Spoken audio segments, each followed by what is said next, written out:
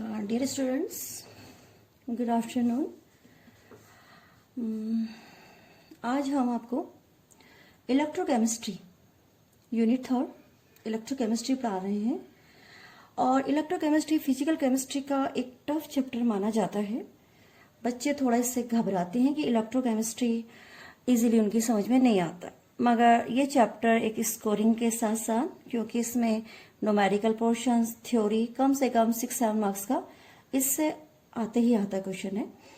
हालांकि थोड़ा सा बच्चे को जो बेसिक चीजें वो आनी चाहिए। इलेक्ट्रोकेमिस्ट्री के लिए कोई कठिन ज्यादा चैप्टर नहीं है, मतलब अगर आप बेसिकली इसको समझेंगे तो सेल्स क्या होते हैं, थोड़ा सा इसमें फिजिक्स का भी रोल है और केमिस्ट्री का तो है ही, क्योंकि इलेक्ट्रोकेमिस्ट्री तो आप जैसे वीडियो नंबर 1 में आपको इसका पहला पार्ट इलेक्ट्रोकेमिस्ट्री के बारे में इंट्रोडक्शन देती। देखो, इलेक्ट्रोकेमिस्ट्री जैसे नाम से ही पता चल रहा है कि इलेक्ट्रॉन या इलेक्ट्रिसिटी, ठीक है, इसका 2 शब्दों से मिलके बना है ये।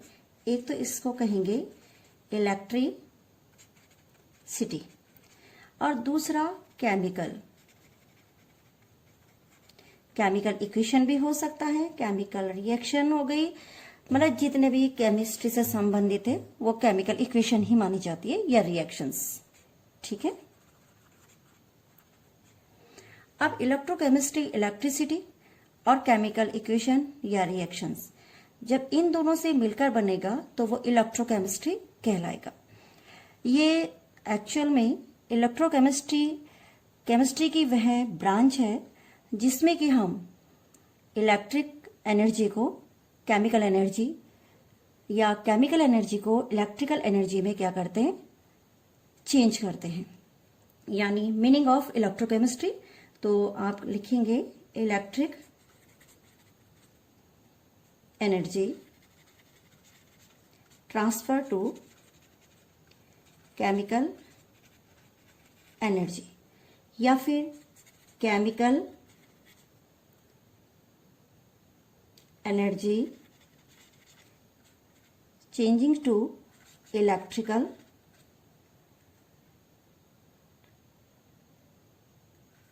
एनर्जी,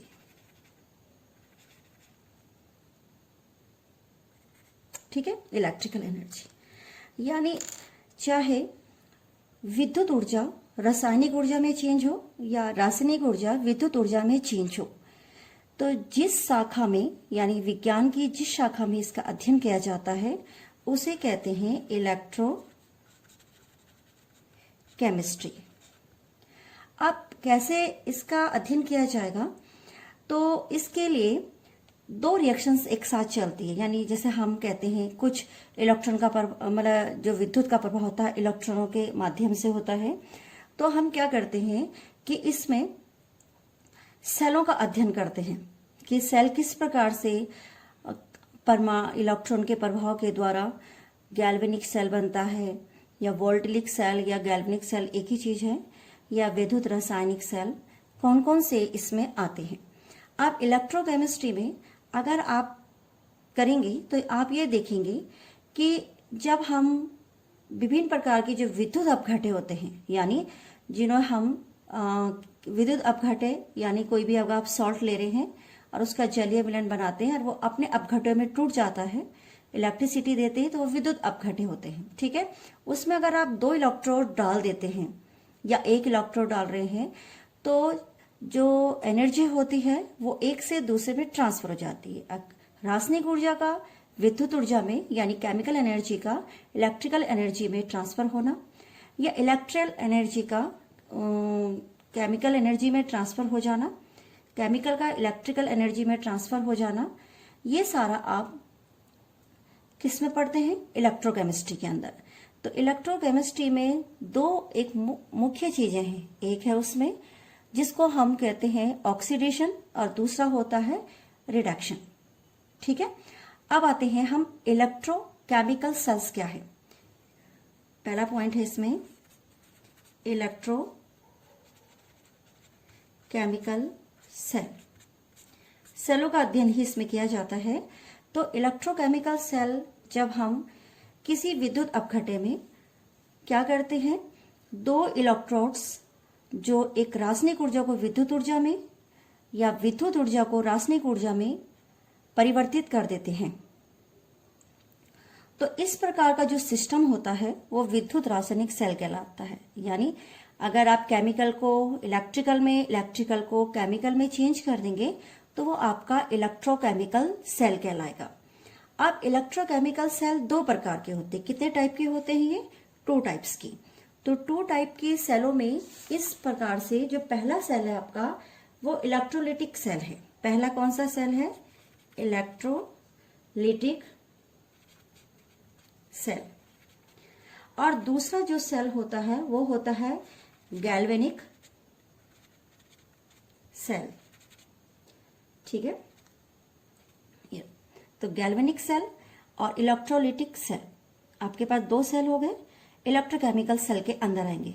ठीक है, अब इलेक्ट्रोलिटिक सेल क्या है और गैल्वेनिक सेल क्या है, तो थोड़ा सा मैं इसके बारे में बताती हूं आपको। अगर आप लिख रहे हैं इलेक्ट्रोलिटिक सेल, ये एक इस प्रकार का सेल होता है जिसमें कि हम जो सेल विद्युत ऊर्जा को रासायनिक ऊर्जा में अर्थात इलेक्ट्रिकल एनर्जी को केमिकल एनर्जी में, कौन सा सेल करता है? इलेक्ट्रिकल एनर्जी ट्रांसफर टू या चेंजिंग टू केमिकल एनर्जी। ठीक है, अगर ये इस प्रकार का सेल जो कि इलेक्ट्रिकल एनर्जी को केमिकल एनर्जी में चेंज कर देता है तो उसे कहा जाता है इलेक्ट्रोलिटिक सेल। हिंदी में विद्युत अपघट्य सेल कहते हैं। क्या कहते हैं? विद्युत अपघट्य सेल। इस प्रकार के सेलों में जो विद्युत प्रवाहित किया जाता है वो बाह्य स्रोत से किया जाता है। यानी बाह्य स्रोत से आप विद्युत धारा प्रवाहित करेंगे। कहाँ करेंगे? एक्सटर्नल। क्या होता है इसमें? बाह्य स्रोत, एक्सटर्नल। जो आपके पास एक्सटर्नल सोर्सेज होंगे उससे आप इसमें इलेक्ट्रिक चार्ज करेंगे। ठीक है, तो विद्युत धारा इसमें कैसे प्रवाहित होती है? एक्सटर्नल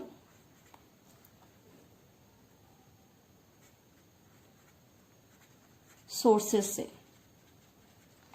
ठीक है, एक्सटर्नल सोर्सेज से ये विद्युत धारा इसमें प्रवाहित की जाती है और इस प्रकार एक रासायनिक अभिक्रिया एंड देन आफ्टर एक केमिकल रिएक्शंस बनती है। जब आप विद्युत धारा प्रवाहित करेंगे इस प्रकार के सेल में तो ये एक केमिकल रिएक्शन बनाएगी, यानी उससे फॉर्मेट करेगी। ठीक है, तो इस प्रकार का जो सेल होता है वो कहलाता है आपका इलेक्ट्रोलिटिक सेल। दूसरा आते हैं हम कौन से सेल में? गैल्वेनिक।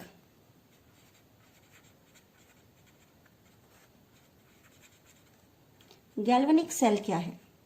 देखिए, गैल्वेनिक सेल को हम कौन सा सेल कहते हैं? गैल्वेनिक सेल क्या है? वोल्टाइल सेल भी कहलाता है। कौन सा सेल कहलाता है? वोल्टाइल सेल भी कहलाता है। तो गैल्वेनिक सेल में आपकी इसका जस्ट उल्टा होगा। इसमें केमिकल एनर्जी को इलेक्ट्रिकल एनर्जी में चेंज करते हैं। किस में करते हैं? केमिकल एनर्जी चेंज किस में हो जाती है? इलेक्ट्रिकल एनर्जी में। और इसमें रासायनिक अभिक्रिया अपने आप क्या होती है? बनती है। मतलब रासायनिक अभिक्रिया के फलस्वरूप ये अपने आप ही केमिकल एनर्जी इलेक्ट्रिकल एनर्जी में क्या हो जाती है? चेंज हो जाती है। तो एक इस प्रकार का जो सेल रासायनिक ऊर्जा को विद्युत ऊर्जा में क्या करता है? परिवर्तित कर देता है, उसे कहते हैं galvanic cell. Chemical energy change to electrical energy, तो ये कहलाता है आपका गैल्वेनिक सेल। इस अभी जो इस प्रकार की क्रिया होती है इसमें केमिकल रिएक्शंस जो होती है कि जो फलस्वरूप जो विद्युत ऊर्जा बनती है तो वह अपने आप बनती है, उससे बाह्य स्रोतों की जरूरत नहीं होती। जैसे एक्सटर्नल सोर्सेज से विद्युत धारा प्रवाहित की जाती है, इसमें खुद ही अपने आप विद्युत धारा प्रवाहित होने लग जाती है और ये कहलाता है आपका कौन सा सेल? Galvanic cell. और इस जो जनरल नेम आप इसका जानते हैं वो है शुष्क सेल, कौन से सेल से जानते हैं आप इसे? शुष्क सेल, ये बहुत फेमस नाम है इसका, शुष्क सेल। तो कहने का अर्थ है कि दोनों सेलों को बनाने के लिए अब हम पढ़ते हैं इसके बिना, जैसे हम इलेक्ट्रिकल सेल या फिर हम पढ़ रहे गैल्वेनिक सेल, इसके लिए आपको ऑक्सीडेशंस और रिडक्शंस भी आना चाहिए। ऑक्सीडेशन रिडक्शंस फर्स्ट ईयर में सभी बच्चों ने पढ़ रखा है कि ऑक्सीडेशन क्या होता है, जिसमें ऑक्सीजन की मात्रा बढ़ती है, और रिडक्शंस क्या होता है, जिसमें कि ऑक्सीजन की मात्रा क्या हो जाती है, घट जाती है। तो यहां पे मैं लिख रही हूं ऑक्सीडेशन एंड रिडक्शन। ठीक है, ऑक्सीडेशन जनरली बोला जाता है ऑक्सीजन का एड ऑक्सीजन, ठीक है, एंड लॉस ऑफ हाइड्रोजन। ठीक है, मतलब ऑक्सीजन बढ़ जाएगी और हाइड्रोजन क्या हो जाएगी, घट जाएगी ऑक्सीडेशंस में। तो ऑक्सीकरण अभिक्रिया वह अभिक्रिया होती है जिसमें हम कोई भी पदार्थ अभिक्रिया के फलस्वरूप ऑक्सीजन को अपने पास जोड़ता है और हाइड्रोजन को क्या करता है, बाहर निकालता है। इसका दूसरा अर्थ यह हुआ कि विद्युत ऋणात्मक तत्वों का संयोग होगा और धनात्मक भाग को क्या करेगा, त्यागेगा। तो लॉस कर देगा या रिड्यूस कर देगा, दोनों एक ही चीज है। तो इस प्रकार से ऑक्सीडेशन कहलाएगा। ठीक है, सपोज फॉर एग्जांपल जैसे कार्बन है और ऑक्सीजन से क्रिया कर रहा है, तो ये कार्बन डाइऑक्साइड्स, तो कार्बन का इसमें ऑक्सीकरण हुआ क्योंकि कार्बन ऑक्सीजन के साथ क्रिया करके कार्बन डाइऑक्साइड बना दे रहा है। अब आते हैं रिडक्शन पे कि रिडक्शन क्या है। इसका जस्ट उल्टा है add hydrogen and loss of क्या, ऑक्सीजन। ठीक है, तो कहने का अर्थ है कि जिसमें हाइड्रोजन का योग होगा और ऑक्सीजन का क्या होगा, लॉस होगा। तो हाइड्रोजन का जो योग होता है उस वक्त हाइड्रोजन का योग यानी धनात्मक भाग वृद्धि किसकी होगी, पॉजिटिव इंक्रीज होगा, और नेगेटिव क्या होगा, डिक्रीज होगा। ऐसे यहां पे नेगेटिव इंक्रीज होगा और पॉजिटिव क्या होगा, डिक्रीज हो जाएगा। जस्ट उल्टा इसका यहां पे है। अब आते हैं ऑक्सीडाइज एजेंट्स क्या होता है। देखो, ऑक्सीडाइज और रेजिड्यूइंग एजेंट दो होते हैं। जब हम ऑक्सीडेशन रिडक्शन पढ़ते हैं तो ऑक्सीडाइजिंग भी हमें इसी में पढ़ना होता है।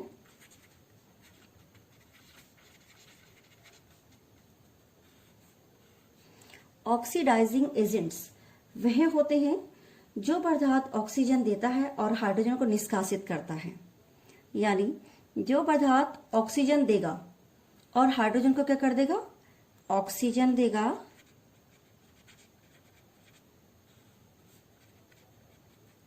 और हाइड्रोजन को क्या करेगा,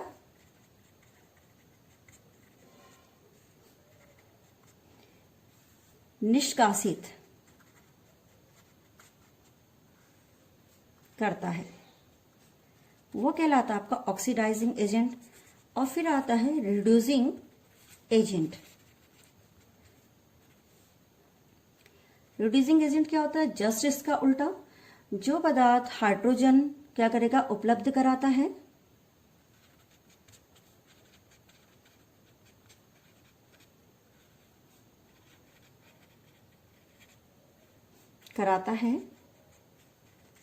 और क्या करता है, ऑक्सीजन को क्या करता है, निष्कासित करता है।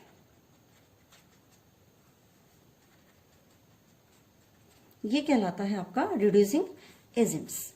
तो जब एक ही अभिक्रिया जो रिडॉक्स रिएक्शंस होती है, ये रिडॉक्स रिएक्शंस क्या होती है, रिडॉक्स रिएक्शन एक इस प्रकार की रिएक्शंस जिसमें कि दोनों एक साथ हो, यानी ऑक्सीडेशन एंड रिडक्शन,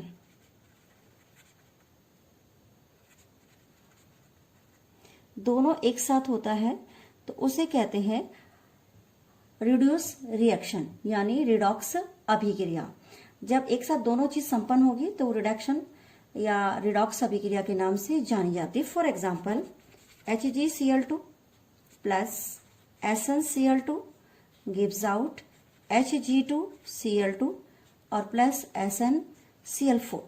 देखिए यहाँ पे क्लोरीन कितनी है, 2, यहाँ क्लोरीन कितनी हो गई, 4। तो इस अभिक्रिया में HgCl2 यानी नेगेटिव भाग की क्या हो रही है, HgCl2 नेगेटिव भाग, यहाँ पे Hg2Cl2 यानी क्लोरीन यहाँ पे कम हो जा रहा है इसके साथ। तो HgCl2 का तो अपचयन हो रहा है, ठीक है, इसका यहाँ पे क्या हो रहा है, अपचयन, और इस वाले का यहाँ पे क्या हो रहा है, ऑक्सीकरण, ऑक्सीडेशन एंड रिडक्शन, ये दोनों चीजें एक साथ चल रही है, ठीक है। तो इस प्रकार की अभिक्रिया के लिए जिसमें कि ऑक्सीजन रिडक्शन एक साथ होता है वो रिडॉक्स रिएक्शंस के नाम से जानी जाती है। अब हम इसके बाद नेक्स्ट टॉपिक पढ़ेंगे इलेक्ट्रॉनिक कॉन्सेप्ट, यानी इलेक्ट्रॉनिक कॉन्सेप्ट क्या है ऑक्सीडेशंस एंड रिडक्शंस के लिए। तो नेक्स्ट वीडियो में मैं ये आपको पढ़ाऊंगी। Good morning students. कल मैंने इलेक्ट्रोकेमिस्ट्री वीडियो फर्स्ट बनाई थी, जिसे मैंने इलेक्ट्रोकेमिस्ट्री के बारे में, वैद्युत रसायन जिसे हिंदी में कहते हैं, समझाया था कि इलेक्ट्रोकेमिस्ट्री 2 शब्दों से मिलकर बना है, इलेक्ट्रिसिटी और केमिकल इक्वेशन या रिएक्शंस। क्योंकि केमिस्ट्री में है तो नेचुरली है केमिकल रिएक्शंस का उसमें इम्पोर्टेंट रोल होगा। अब आप आते हैं इलेक्ट्रिकल एनर्जी और दूसरी होती है केमिकल एनर्जी। इलेक्ट्रिकल एनर्जी जब केमिकल एनर्जी, इलेक्ट्रिकल एनर्जी मतलब विद्युत ऊर्जा और केमिकल एनर्जी मतलब होता है रासायनिक ऊर्जा। और केमिकल एनर्जी जब इलेक्ट्रिकल एनर्जी यानी केमिकल एनर्जी जब किस में ट्रांसफर हो रही है, इलेक्ट्रिकल एनर्जी में, तो ये 2 प्रोसेस है, इलेक्ट्रिक का केमिकल में होना और केमिकल का इलेक्ट्रिकल में होना। तो जो इलेक्ट्रिकल का केमिकल में होता है ये एक अलग प्रकार का सेल होगा और केमिकल एनर्जी का इलेक्ट्रिकल में अलग प्रकार का सेल होगा। तो वो इलेक्ट्रोकेमिस्ट्री में मैंने आपको इलेक्ट्रोकेमिकल सेल 2 प्रकार से बताए थे, एक था इलेक्ट्रोलिटिक और एक होता है गैल्वेनिक। इलेक्ट्रोलिटिक मतलब विद्युत अपघट्य सेल, ठीक है। दूसरा है गैल्वेनिक सेल। इलेक्ट्रोलिटिक सेल में इलेक्ट्रिकल एनर्जी केमिकल एनर्जी में चेंज होगी, इसमें बाहर से एक्सटर्नल सोर्सेस के द्वारा विद्युत धारा प्रवाहित की जाएगी और ये केमिकल रिएक्शन बनाती है, ठीक है। केमिकल रिएक्शंस एक्सटर्नल जो सोर्सेस होती है केमिकल एनर्जी में ट्रांसफर करने के लिए यूज की जाती है। गैल्वेनिक सेल केमिकल एनर्जी को इलेक्ट्रिकल एनर्जी में चेंज करेगा और शुष्क सेल, इसका मैंने एक एग्जांपल बताया था। इसी प्रकार से मैंने इसमें ऑक्सीडेशंस रिडक्शंस आपको बताए थे कि ऑक्सीडेशन और रिडक्शंस क्या हैं। तो ऑक्सीडेशन और जो रिडक्शन थे मैंने कहा था नॉर्मली एडिशन ऑफ ऑक्सीजन्स और लॉस ऑफ हाइड्रोजन ऑक्सीडेशन कहलाता है, और रिडक्शन में जब हम हाइड्रोजन को जोड़ेंगे या ऐड करेंगे उसमें ऑक्सीजन नेचुरली क्या हो जाएगी, कम हो जाएगी। और जो ऑक्सीडाइज एजेंट वो होगा जो कि ऑक्सीजन देगा और हाइड्रोजन को निष्कासित करेगा, और रिड्यूसिंग एजेंट वो कहलाएगा, ऑक्सीडाइज एजेंट मतलब होता है ऑक्सीकारक और रिड्यूसिंग मतलब होता है अपचायक, जो हाइड्रोजन उपलब्ध कराता है और ऑक्सीजन को क्या करता है, निष्कासित करता है। रिडॉक्स रिएक्शन ऑक्सीकारक, ऑक्सीडेशन और रिडक्शन के योग से बनती है। एक रिएक्शन में दोनों चीजें होती है, यानी ऑक्सीडेशन भी होगा एक का और एक का क्या होगा, रिडक्शन होगा। यानी एक हाइड्रोजन से योग करेगा तो नेचुरली दूसरा हाइड्रोजन को क्या करेगा, निष्कासित करेगा। तो इस प्रकार ये मैंने थोड़ा सा इंट्रोडक्शन आपको दोबारा से रिपीट किया ताकि बच्चों को इजीली चैप्टर समझ में आ जाए। इसके बाद हम आते हैं आज वीडियो नंबर 2 में। वीडियो नंबर 2 केमिस्ट्री का, इलेक्ट्रोकेमिस्ट्री में ही वीडियो नंबर 2 मैंने बना रखा है। वीडियो नंबर 2 में आप क्या पढ़ेंगे आज, तो मैं इसमें आपको पढ़ाने जाऊंगी ऑक्सीडेशंस और रिडक्शन की ही इलेक्ट्रॉनिक थ्योरी कि क्या इलेक्ट्रॉनिक थ्योरी क्या होती है, किस हिसाब से इलेक्ट्रॉनिक कॉन्सेप्ट के अनुसार आप इसमें ऑक्सीडेशंस और रिडक्शंस बोल सकते हैं। ठीक है स्टूडेंट्स, चलिए तो सबसे पहले मैं आपको ऑक्सीडेशंस दोबारा से समझा रही हूं, मगर इलेक्ट्रॉनिक थ्योरी के अनुसार।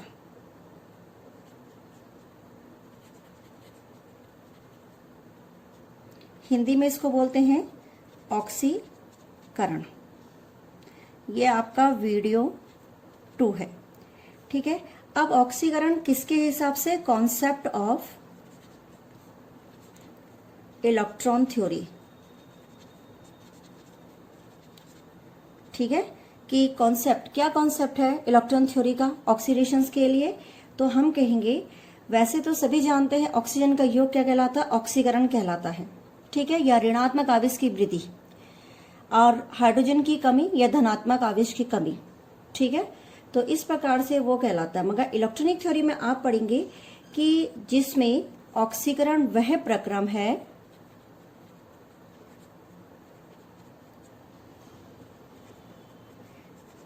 प्रोसेस है जिसमें परमाणु, अणु या फिर कोई आयन क्या करते हैं? एक से अधिक इलेक्ट्रॉन्स त्यागते हैं, इलेक्ट्रॉन त्यागते हैं। For examples, hydrogen plus electrons. For example next copper plus के 2 आयंस प्लस 2 इलेक्ट्रॉन्स। तो यहां पर क्या हुआ कि ये वो प्रोसेस है जिसमें परमाणु, आयन, इलेक्ट्रॉन को क्या करते हैं? त्यागते हैं। तो जब कोई भी इलेक्ट्रॉन त्यागता है तो उसमें किस चीज की वृद्धि होती है? किस चीज की वृद्धि होती है? धन आवेश की, धन आवेश की वृद्धि, ठीक है। ऐसे में आप समझेंगे। दूसरा, अगर मैं इसी को दूसरी तरीके से लिखूं तो इसमें मान लीजिए ऋण आवेश की क्या हो जाएगी? कमी हो जाएगी। तो फिलहाल आपने एक कॉन्सेप्ट इसका समझा। अब हम इसमें नेक्स्ट कॉन्सेप्ट करते हैं अपचयन यानी रिडक्शन।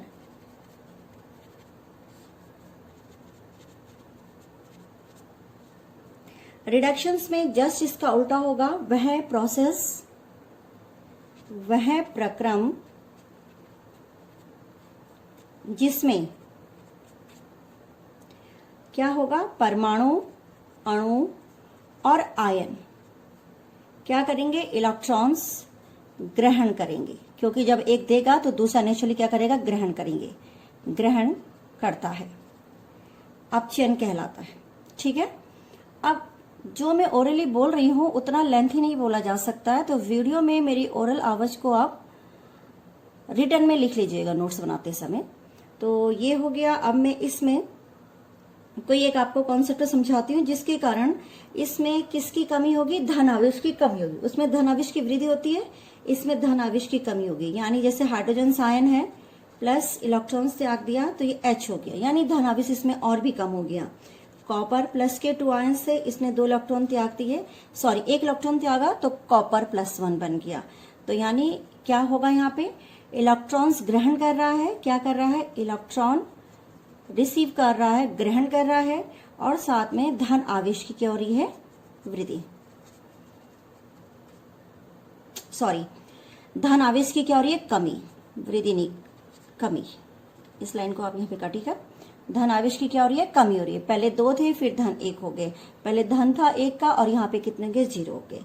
तो ये इलेक्ट्रॉनिक कॉन्सेप्ट है ऑक्सीडेशंस और रिडक्शंस का, जो वीडियो नंबर 2 में मैं आपको बता रही हूँ कि किस प्रकार से ऑक्सीडेशंस क्या प्रोसेस है और रिडक्शन क्या प्रोसेस है। अब आते हैं रिडॉक्स रिएक्शंस। वो मैंने कल भी आपको समझाई थी कि वह अभिक्रिया जिसमें ऑक्सीकरण और अपचयन, रिडॉक्स रिएक्शंस क्या होती है?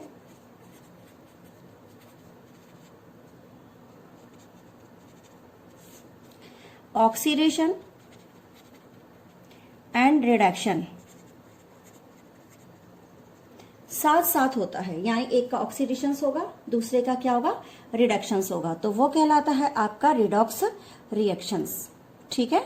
ये दोनों एक साथ चलेंगे तो वो अभिक्रिया कहलाएगी रिडॉक्स रिएक्शंस। फॉर एग्जांपल मैं एक रिडॉक्स रिएक्शंस आपको बता रही हूँ।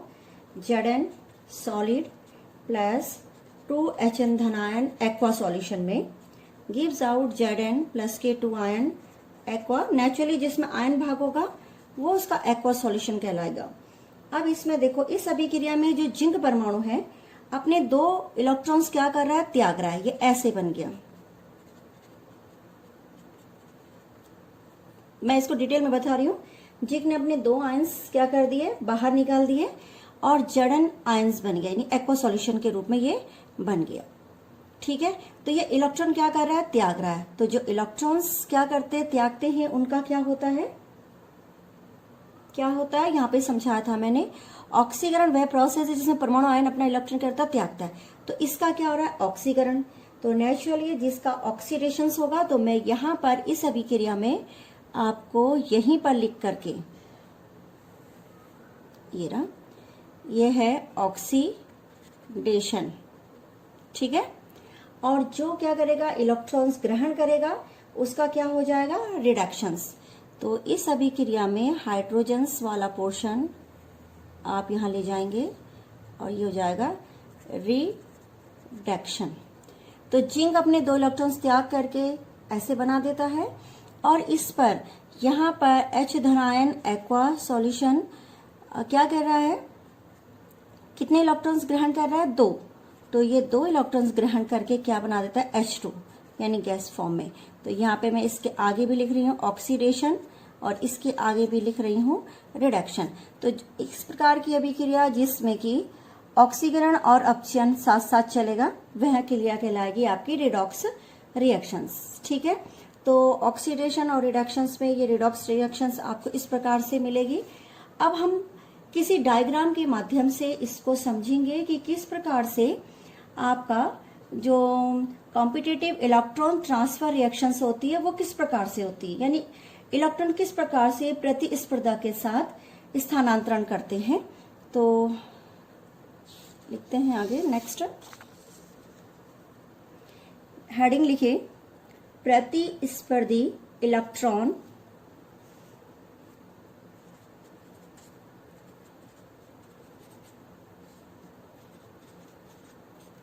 प्रतिस्पर्धी इलेक्ट्रॉन स्थानांतरण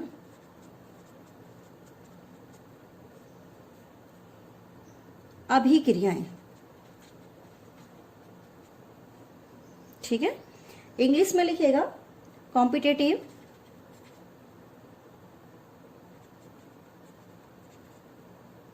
electron transfer TRANS transfer reaction.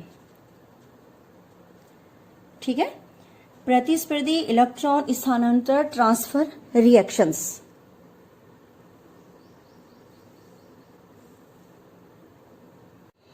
चलिए, अब हम आपको पढ़ा रहे हैं प्रतिस्पर्धी इलेक्ट्रॉन स्थानांतरण अभिक्रिया, कॉम्पिटिटिव इलेक्ट्रॉन ट्रांसफर रिएक्शंस, कि किस प्रकार से इलेक्ट्रॉन्स जो होते हैं वो एक से दूसरे पे जाते हैं, ट्रांसफर होते हैं, और रिएक्शंस में किस प्रकार से आपको दिखाई देता है। तो ये रिडॉक्स रिएक्शंस अभिक्रिया के लिए हमने सबसे पहले ये बीकर लिया, ये बीकर है, और बीकर को मैंने 3 पार्टों में आपको दिखाई दे रहा होगा, 3 बीकर्स बन गए हैं, मगर फिलहाल स्टार्टिंग में फर्स्ट बीकर एक ही लिया है। तो ये इसके इनिशियल स्टेज कहलाती है। इनिशियल स्टेज मतलब होता है पहली स्टेज, यानी जो आप ले रहे हैं, और जब पूरा रिएक्शंस हो जाता है तो वो फाइनल स्टेज बन जाती है। और जो उसके बीच वाला पोर्शन है जिसमें अभिक्रिया में आपने कुछ देखा या कुछ उसमें कलर्स वो हो गया, लाइट हो गया, तो वो कहलाता है इंटरमीडिएट स्टेज, यानी मध्य में आपने उसमें क्या देखा। तो सबसे पहले रेडॉक्स रिएक्शंस के लिए मैंने यहाँ पर एक बीकर लिया है, उस बीकर में एक जिंक की छड़ डाल दी। ये जो आपको दिखाई दे रहा है, ये जो रॉड दिखाई दे रही है ये वाली, ये जिंक की एक रॉड है, जड़न। ठीक है, जिंक की रॉड मैंने एक बीकर के अंदर रखा और इस बीकर के अंदर एक सॉल्यूशन लिया कॉपर नाइट्रेट का, जो दिखने में कैसा होता है, ब्लू होता है। ठीक है, फिर हमने क्या करा, जब उसमें इस रॉड को इसमें डुबो दिया, इसके जलीय विलयन बना दिया कॉपर नाइट्रेट का, और उसमें डुबो के उसे रख दिया।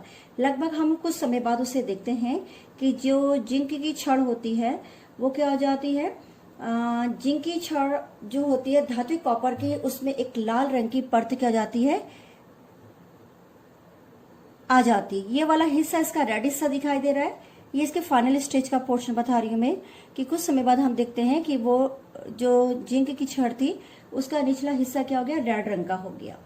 अब इस वाले उसमें हम जब इस प्रोसेस को करते हैं तो इसका जो विलयन का रंग होता है ये भी क्या हो जाता है, यहाँ पे उड़ जाता है। यानी हमने लाइट ब्लू कलर का जो यहाँ पे लिख रखा मैंने, लाइट ब्लू, ये कॉपर की रॉड है, सॉरी ये रॉड जिंक की है, और यहाँ पे लाइट ब्लू कलर किसका हो गया, कॉपर का। ठीक है, कॉपर नाइट्रेट जो सॉल्यूशन था वो लाइट ब्लू कलर में चेंज हो गया, और यहाँ पर कॉपर आयन जो थे वो डिपॉजिट हो गए किस पे, एज ए कॉपर के रूप में। तो जो ये परिवर्तन होता है, इसमें जो अभिक्रिया होती है, इसमें हमारे पास कौन कौन आयन्स उपस्थित है। हमारे पास कॉपर नाइट्रेट का जो विलयन है उस पर हम लिखेंगे रिएक्शंस के रूप में, हम लिखेंगे जिंक की क्षण plus copper nitrate CONO3 whole twice. ये कैसा सॉल्यूशन है, एक्वा, गिव्स आउट। फिर यहाँ पे बना आपका ZnNO3 होल ट्वाइस एक्वा और प्लस कॉपर सॉलिड। जो लास्ट में आपको छड़ दिखाई दे रही है रेडिश में, वो कॉपर सॉलिड की है। अब इसमें एक्वा सॉल्यूशन में कॉपर अलग टूट जाएगा, जिंक अलग टूट जाएगा। तो यहां पर से रिएक्शंस को मैं दोबारा से लिख करके बता रही हूं, जिंक प्लस कॉपर के 2 ion gives out zinc aqua AQ aqua solution और प्लस कॉपर सॉलिड। ठीक है, तो ये Zn का क्या है, सॉलिड, ये कॉपर का क्या है, एक्वा, और यहां पर रिएक्शंस करके जिंक एक्वा में चेंज हो गया। और ये अब आप ध्यान से देखेंगे, जिंक सॉलिड में कोई इलेक्ट्रॉन्स नहीं है और इसमें इलेक्ट्रॉन्स आ गए। ठीक है, कितने इलेक्ट्रॉन्स आ गए, 2 इलेक्ट्रॉन्स पॉजिटिव हो गए। अब यहाँ पे कॉपर के 2 आयन थे और ये कॉपर बन गया। अब देखो 2 आयन्स कॉपर में चेंज कैसे हो गया, इसने क्या करे, गेन ऑफ 2 इलेक्ट्रॉन्स ले लिए। तो जब 2 इलेक्ट्रॉन्स आप ये लेगा, यहाँ पे लिखेंगे ZAIN गेन ऑफ 2 इलेक्ट्रॉन्स। जैसे इसने 2 इलेक्ट्रॉन्स लिए, इलेक्ट्रॉन्स क्या होते हैं, नेगेटिव होते हैं, तो वो कॉपर सॉलिड में चेंज हो गया। और जो ये वाला पोर्शन आपको जिंक का दिखाई दे रहा है, ये रिलीज कर रहा है, क्या कर रहा है, रिलीज ऑफ कितने इलेक्ट्रॉन्स कर रहा है, रिलीज 2 इलेक्ट्रॉन्स। तो देखिए एक रिएक्शंस में इलेक्ट्रॉन रिलीज भी हो रहे हैं और इलेक्ट्रॉन्स गेन भी हो रहे हैं, तो ये कहलाता है रिडॉक्स रिएक्शंस। तो हम कहेंगे कि जो जिंक की छड़ थी, जिंक ने क्या करा, अपने इलेक्ट्रॉन्स क्या कर दिया, रिलीज कर दिए, और वो एक्वा फॉर्म में चेंज हो गया। और कॉपर जो एक्वा सॉल्यूशन था, उसने 2 इलेक्ट्रॉन्स लेकर के कॉपर सॉलिड में क्या हो गया, चेंज हो गया। यानी कॉपर आयन इलेक्ट्रॉन ग्रहण कर रहा है, तो वो क्या हो जा रहा है, अपचयित हो जा रहा है। यहाँ पे कॉपर की जो क्रिया है वो क्या, किस चीज की है, अपचयन की, क्योंकि इलेक्ट्रॉन्स क्या कर रहा है, ग्रहण कर रहा है। तो यहाँ पे मैं लिख भी देती हूँ, कॉपर अपचयन यानी रिडक्शन, और जिंक क्या है, ऑक्सीकरण, क्योंकि इलेक्ट्रॉन्स क्या कर रहा है, त्याग रहा, ऑक्सीडेशन। ठीक है, तो ये आपका प्रतिस्पर्धा इलेक्ट्रॉन स्थानांतरण अभिक्रिया, कॉम्पिटिटिव इलेक्ट्रॉन ट्रांसफर रिएक्शंस किस प्रकार से होती है, तो इसी को आप दूसरे में भी कर सकते हैं। तो यहाँ पर जो रेडिश कॉपर आपको deposit, reddish copper deposit of zinc दिख रहा है, यानी जिंक के ऊपर कॉपर की लेयर चढ़ गई है, मतलब वो रेड कलर में आ गया है। तो यहाँ पर उसकी फाइनल स्टेज हो गई, बीच में उसका लाइट ब्लू कलर हो गया इंटरमीडिएट स्टेज में, और इनिशियल स्टेज में कॉपर नाइट्रेट ब्लू कलर का था जिसमें जिंक की छड़ डुबोई थी। और इस प्रकार से वो इलेक्ट्रॉन्स क्या करता है, रिलीज कर रहा है जिंक, और कॉपर इलेक्ट्रॉन्स क्या कर रहा है, गेन कर रहा है। तो जो गेन करता है इलेक्ट्रॉन्स वो रिडक्शंस कहलाता है, जो इलेक्ट्रॉन्स क्या करता है, रिलीज करता है यानी देता है, वो कहलाता है ऑक्सीडेशन। दूसरी भाषा में उसे त्यागना भी कहते हैं। तो ये आपका, इसमें मैंने आपको ये समझाया कि जो यहाँ पर आपका इलेक्ट्रॉन्स रिडक्शंस रिएक्शंस में किस प्रकार से भाग लेते हैं। ठीक है, नेक्स्ट टॉपिक अगली वीडियो में।